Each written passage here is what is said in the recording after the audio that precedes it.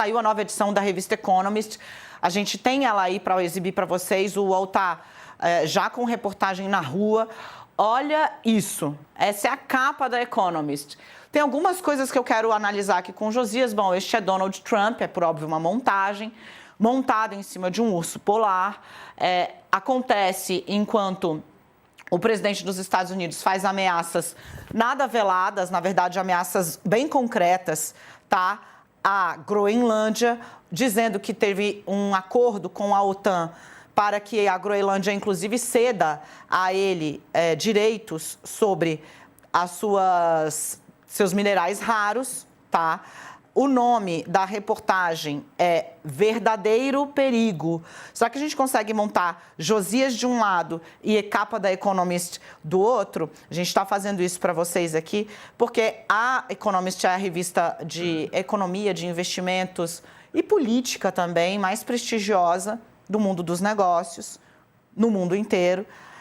Quando traz aí Donald Trump sem camisa, em cima do urso polar, tratando ele como o verdadeiro perigo para a região europeia, o artigo diz o seguinte, né, que ainda que tenha um aparente recuo de Trump nas ameaças à Groenlândia lá em Davos, os riscos relacionados à política externa do americano permanecem. E aqui, Josias, tem algumas coisas que eu queria pedir para colocar aqui do lado para a gente fazer o que poderia ser chamado aqui de um exercício, né, de comunicação, digamos assim, né, dentro da imagem, metacomunicação. Primeiro que a Economist, além de tratar Trump como verdadeiro perigo, um perigo que reside, apesar do aparente recuo, também traz no alto de sua capa que você está vendo aí, gente, The Meaning of Minneapolis, né? O significado de Minneapolis. Do que se está falando? Do fato de que o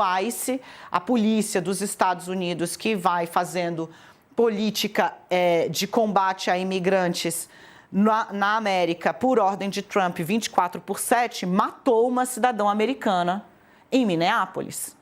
Não era uma... E o que o Trump está justificando, né? Está tratando ela como uma desordeira, uma terrorista interna, o que não tem amparo fático na realidade. Então, o que está acontecendo em Minneapolis destravou uma série de protestos nos Estados Unidos, também faz parte desse caldo grosso que o americano vai simplesmente tirando do noticiário, fazendo ou tratando de coisas que soam absurdas de saída, mas que ele leva a termos, como a tomada à força da Groenlândia. Isso aqui, Josias, e era isso que eu queria falar com você, me lembra muito uma foto que, essa sim, real, de Vladimir Putin sobre um cavalo, né? Ele sem camisa, o autocrata russo querendo comunicar virilidade, etc. e tal. Tem essa que é uma foto clássica dele e me parece que foi aonde a Economist buscou inspiração. Por que eu faço essa conexão e jogo o exercício para o Josias? Porque quando você vincula, trata, né, um líder em tese da maior democracia do Ocidente, a de um autocrata, alguma coisa você já está dizendo, né? Quando você coloca os dois portando da mesma forma. Sem nenhuma dúvida, acho que a analogia que se faz entre o Trump e o Putin, ela é perfeita, porque os dois se assemelham muito, né? E o Trump tem admiração pelo Vladimir Putin e não esconde isso. E, na prática, o que o Trump está fazendo é muito celebrado pelo Putin, porque, na prática, o Trump está como que legitimando o comportamento do Vladimir Putin como invasor da Ucrânia. E está como que estimulando mesmo o Putin a manter de pé a sua exigência. Invadir, tomei o território alheio e agora quero que seja reconhecido como meu, é da Rússia e acabou, né? É o que fez o Trump, mal comparando, na Venezuela. Foi lá, invadiu, sequestrou o presidente, o ditador que estava lá, e a condenação ao método utilizado pelo Trump não legitima a ditadura do Nicolás Maduro, mas simplesmente sequestrou um país que deveria lá, a Venezuela deveria resolver os seus problemas internamente. O Trump sequestra, leva para Nova York, prende o Maduro, entra em acerto com a substituta e começa a se apropriar do petróleo venezuelano. Está fazendo a mesma coisa agora em relação à Groenlândia. Não, quero anexar aqui ao mapa dos Estados Unidos. Então, ele está liberando o Putin para fazer o que bem entender na Ucrânia, libera o Xi Jinping também para levar adiante os seus pendores expansionistas. Então, é muito apropriada essa analogia. Agora, é preciso reconhecer, e muitos já estão reconhecendo, mesmo internamente nos Estados Unidos, a popularidade do Trump está caindo lá, a reação está muito aquém do que seria adequado para o nível de transgressão do Trump, mas esse desejo dele de se apropriar da Groenlândia, por exemplo, é uma insanidade. E a imposição de tarifas arbitrariamente contra a insinuação de que poderia adotar tarifas ali para forçar a Europa a aceitar o seu desejo de se apropriar da Groenlândia, isto é uma coisa despótica, é uma coisa que não tem paralelo histórico, né? Então há, de fato, uma autocratização da democracia norte-americana. O Trump está desvirtuando, está sapateando sobre os valores mais benfazejos que fizeram a história da democracia americana, com todos os seus defeitos.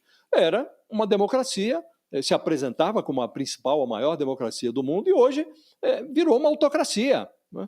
O serviço o serviço alfandegário, esse ICE, o serviço de imigração, ele virou uma milícia, virou uma polícia secreta, que está matando agora até cidadãos americanos, como foi o caso dessa senhora, dessa moça que foi morta dias atrás. E detalhe. Está perseguindo até estrangeiros documentados. Então, os princípios fundamentais da democracia, que fundamentavam a democracia americana, estão sendo desvirtuados. Ele perdeu a credibilidade como parceiro. A Europa está sentindo isso agora de forma mais acentuada. Acho muito apropriada essa capa da Economist. É o que está acontecendo mesmo. Há um paralelo com o Putin, é perfeito. Vamos mostrar? Se formos analisar, o Trump está fazendo o que bem entende, e o que ele bem entende não orna com o interesse público, não orna com o interesse dos Estados Unidos, não orna com o interesse do mundo, Daniela. Aqui eu botei do lado, pedi para a gente colocar aqui a imagem. Essa é a imagem já histórica, né, de Vladimir Putin, que é claramente onde a Economist buscou a inspiração para já dizer para você, olha, o que a gente está vendo é um autocrata em movimento, em formação, dessa vez com Trump em cima de um urso polar, mas a inspiração claramente vem daí. E assim, o Vladimir Putin tá aí, ó, para você, fica tudo bem evidente. O Putin, ele é um mestre no manejo da imagem. Engraçado que ele é baixo, né, Josias? Ele é uma figura pequena. Ele tem pouca estatura, acho que ele tem a minha altura, se passe tanto. 68, 1,70. E aí ele projeta a força, virilidade nessas coisas, né? Primeiro com bichos, gosta muito de bichos, cachorro em especial, e essas cavalgadas que fazia ali para mostrar que está com, digamos, força, né? Virilidade muito à tona. A gente precisa fazer uma pausa muito rápida para quem está nos acompanhando pela TV, mas quem está na internet segue conosco. Nós temos novidade.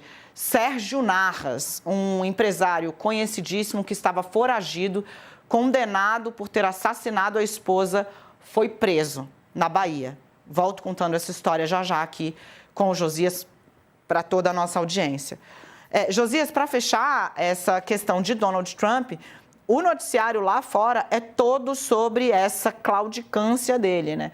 Essas idas e vindas e como ele está fazendo com que os grandes vilões, né, para os americanos, no caso da China, por exemplo, estejam neste momento se apresentando como os adultos na sala, né? Foi muito impressionante você ver a China, a delegação chinesa, o chefe da delegação chinesa desembarca em Davos para trazer uma palavra do Xi Jinping, e o que ele diz não é possível validar um mundo onde valha a lei do mais forte. Porque se for para isso aí, não vem coisa boa. É muito interessante observar o paralelo, né, a comparação entre os Estados Unidos e a China, porque a China, sabemos todos, é um regime de partido único, é uma ditadura, né, que se abriu comercialmente para o mundo, que está hoje é, é o principal adversário comercial dos Estados Unidos ao redor do mundo, disputa com os Estados Unidos também os avanços tecnológicos, hoje a principal ameaça aos Estados Unidos, do ponto de vista comercial, é a China. E a China, sendo uma ditadura, está dizendo, olha, não é possível aceitar a lei do mais forte. E a China tem, assim como o Trump, tem ali veleidades expansionistas em relação a Taiwan, teria todo o interesse até em avalizar determinados comportamentos do Trump. Ocorre que o Trump, quando interveio na Venezuela sob o pretexto de que a Venezuela estava privilegiando os negócios com a China e com a Rússia.